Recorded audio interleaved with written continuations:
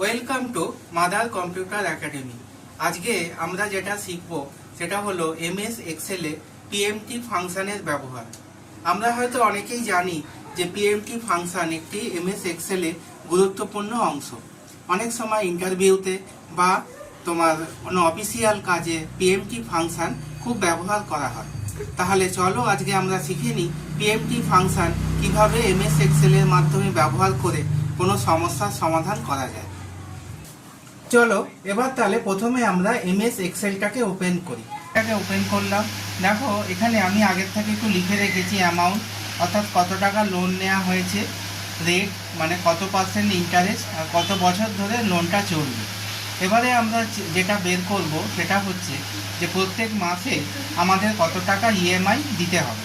তাহলে এইটা কিভাবে করব দেখা যাক। প্রথমে এমএস এক্সেলে কোনো ফাংশন করতে গেলে ইকুয়ালস টু সাইন দিতে হয়।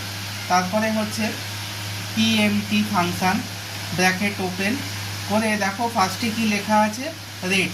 রেট কোনটা? এই যে রেট। রেটে হচ্ছে এটা বছরে দেয়া আছে, এটাকে এর অ্যাড্রেসটা এখানে বসে গেল। এটাকে আমরা মাসে কনভার্ট করব, তাহলে মানে 12 দিয়ে ভাগ করব, কমা। তারপরে আসছে এনপার মানে নাম্বার অফ প্রিমিয়াম, এটা 3 আছে, 3 মানে 3 বছর, এটাকে আমরা মাসে কনভার্ট করব, অর্থাৎ 12 দিয়ে গুণ করব, কমা। তারপরে আসছে পিভি। পিভি মানে হচ্ছে প্রিন্সিপাল ভ্যালু, সেটা কত? সেটা হচ্ছে 1,40,000 টাকা। এবারে ব্র্যাকেট ক্লোজ করছি, করে এন্টার দিচ্ছি। তাহলে দেখো আমার প্রত্যেক মাসে যেটা ইএমআই দিতে হবে সেটা হচ্ছে 5,346 টাকা।